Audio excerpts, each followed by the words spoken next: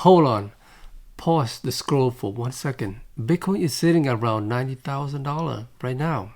Not exploding, not crashing, just grinding sideways. And that's driving people nuts.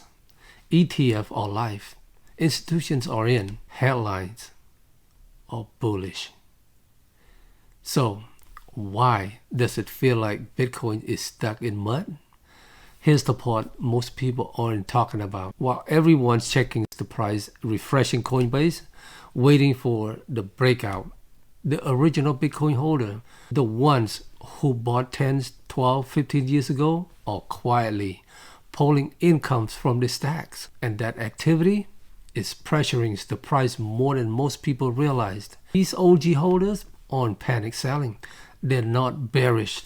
They're doing something smarter. They are selling covered calls. In a simple term, if you own a large amount of Bitcoin, you can sell someone else the right to buy it at a higher price later. In return, you got paid cash up front. That's the premium income. Yeah, no needs to sell your Bitcoin outright. Individually, it's brilliant. But when this happens at scale, when whales who held Bitcoin for a decade all do this together, it creates a problem because the market maker who buy these options have to hedge their risk. How do they hedge? They sell actual Bitcoins in the spot market. That selling pressures offsets ETF inflows. It's flattened rallies. It keep price pinned. One analyst put it perfectly, selling cover calls add negative delta to the market. You're not creating new demands, you're creating synthetic selling pressure. That's a big reason Bitcoins feel stuck right now. Not weak demand, not broken system, just veterans extracting yield while the system absorbs it. And now let me flip the camera. While that's happening on one side of the market, something very different is happening on the other. Strategies, the company formerly known as MicroStrategy, just went through its first NASDAQ 100 rebellion since joining the index. They survived it. Other companies got kicked out. Strategy stayed. And that matters because Strategy now holds 660,624 Bitcoin. That's roughly $60 billion worth at current prices. Just last week, they bought another 10,624 Bitcoins for nearly $1 billion. They're not slowing down. Here's the tension point. There's pressure coming from MSCI, another major index provider.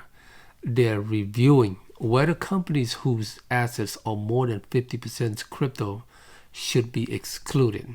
If that happens, analysts estimate up to $2.8 billion in forced selling of Strategy shares by passive funds. Short term, that could hurt the stock.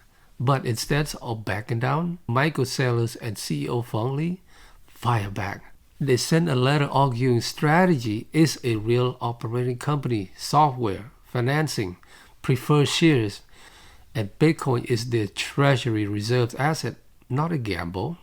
Sailor compared it to punishing an oil company for holding oil. And here's the bigger pictures most people miss. On one side, early Bitcoin holders are monetizing volatility. And on the other side, corporations are accumulating Bitcoins as a long-term balance sheet asset. Look, this isn't price suppression. It's distributions and consolidations happening at the same time. And if you're new to Bitcoins, this is where the emotions kick in. You see sideways price, you hear noise. You wonder if you're late or early or wrong entirely. Let me say this calmly. This is how Bitcoin builds wealth. Not in the headline, not in the euphoric top, but in this boring, frustrating, range-bound period where smart money keeps stacking quietly. You don't need to be a whale. You don't need to be perfect. Start small, $50, $100, consistently.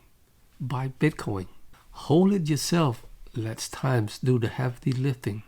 Because they can't sell options. They can rebalance indexes. They can print unlimited currency, but they can't print Bitcoin. Years from now, people will point to this stretch and say Bitcoin was already expensive, and you'll remember it differently. You remember it as the time you stop watching and start owning. And my friend, with that said, don't forget to hold it tight and stack it right. Take care.